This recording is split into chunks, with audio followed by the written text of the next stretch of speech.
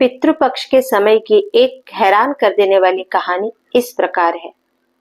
एक समय की बात है, एक धनी व्यक्ति का परिवार पितृपक्ष में श्राद्ध करने के लिए बहुत ही भव्य आयोजन कर रहा था।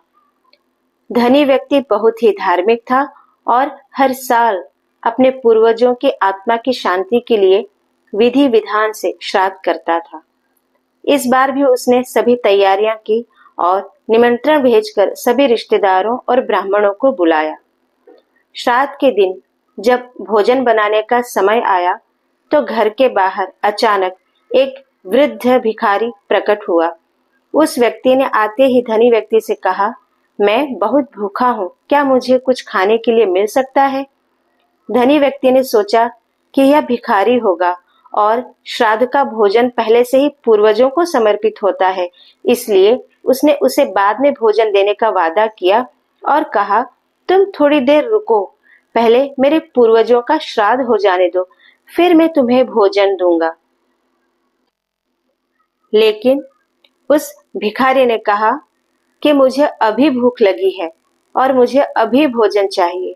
लेकिन उस धनी व्यक्ति ने उसे टाल दिया और श्राद्ध की विधि करने में जुट गया।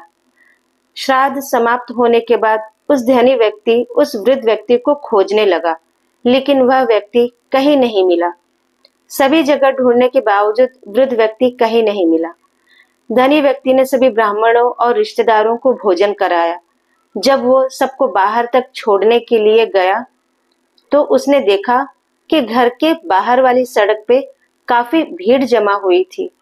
सबको वहां देख वह धनी व्यक्ति भी देखने चला गया कि देखें आखिर क्या बात है। धनी व्यक्ति वहां पहुंचा, लेकिन वहां पहुंचने के बाद उसने जो देखा वो देखने के बाद एकदम सन्न रह गया। देखते ही उसे बहुत अजीब लगा कि ये तो वही भिखारी व्यक्ति है जो सुबह हमारे घर पे खाना मांगने आया था और अभी ये यहाँ पे मरा पड़ा हुआ है। और वो धनी व्यक्ति ये सोचने लगा कि आखिर ये मर कैसे गया।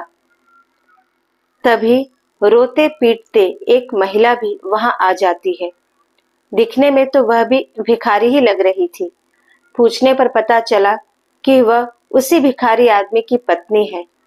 रोते रोते उसने बताया कि वह और उसका बीमार पति 4 दिन से भूखे थे। कहीं से उन्हें थोड़ा खाना मिला था, तब उस भिखारी ने अपनी पत्नी को वो खाना खिला दिया था और खुद भूखा रह गया था।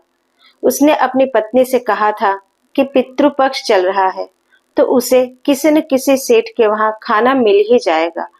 वो खाने की तलाश में ही इस मोहल्ले में आए थे, लेकिन खाना ना मिलने की वजह से भूख के कारण वह भिखारी जो उस महिला का पति था वो मर गया। ये बात पता चलते ही उस धनी व्यक्ति को बहुत पछतावा हुआ। वह सोचने लगा कि काश उसने उस भिखारी को खाना दे दिया होता तो आज उसकी मौत ना हुई होती। इतनी दौलत किस काम की जो किसी को खाना खिला के उसकी जान भी ना बचा सका। मरे हुए व्यक्ति को भोजन अर्पण करने के चक्कर में जो जीवित हैं उन्हें ही ना बचा सके।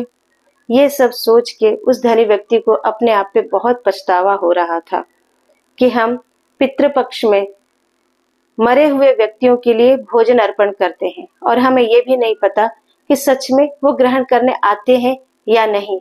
और इसी वजह से मैंने इस जीवित व्यक्ति को नजरअंदाज कर दिया। यही सोच सोच के वो पछता रहा था। इस घटना से उसे यह सीखने मिला कि पितृपक्ष में केवल कर्मकांड नहीं बल्कि सच्चे भाव और सेवा का भी महत्व होता है। इसका मतलब ये कतई नहीं है कि पितृपक्ष में किए जाने वाली पूजा गलत है या जो विधियां बनी है वो गलत है, लेकिन इस कहानी का एक ही मतलब है कि पितृपक्ष की पूजा हो या कोई महायज्ञ हो या कोई भी बड़ी पूजा हो, ये सारी चीजें तभी सफल होती हैं जब हमारे अंदर इंसानियत हो।